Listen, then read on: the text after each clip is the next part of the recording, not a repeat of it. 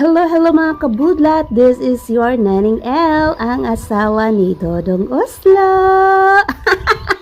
Sayo pa kayo nagtikaw-tikaw aning kahumayan mga kabudlat ba? Sa tinod lang mga kabudlat, walay nag-adunahan o ni dato aning isa ka mag-uuma. Tig-harvest gani no ang imong humay hastang baratuha walay suporta nga gikan sa gobyerno para sa mag-uuma na itaas nila ang presyo para naman makabawi ang mga farmers. Anyway, by the way, gikan sa mong balay mo, dagan pa og 15 minutos para makagto diri sa amo ang kahumayan. Usahay, bawi lang mi sa mo ang gigastos diri sa palayan pero mas daghan ang lugi ni. Kana yung mga nakita, mga kabudlat, mao pa ng epekto sa bagyo nga niagi diri sa amoa.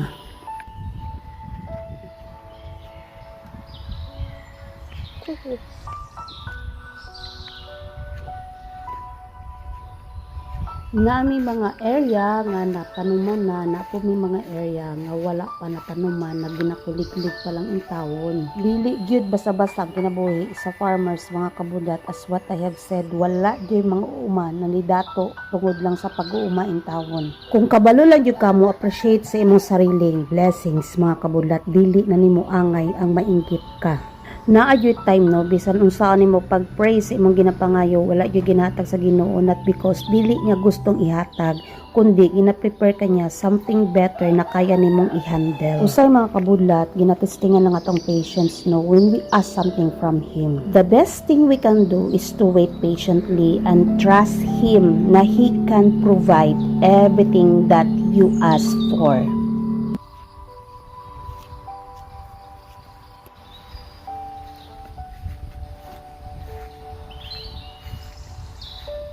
So this is your Naning L. Keep praying and work harder. Your Naning L, asawa ni Dodong Oslo.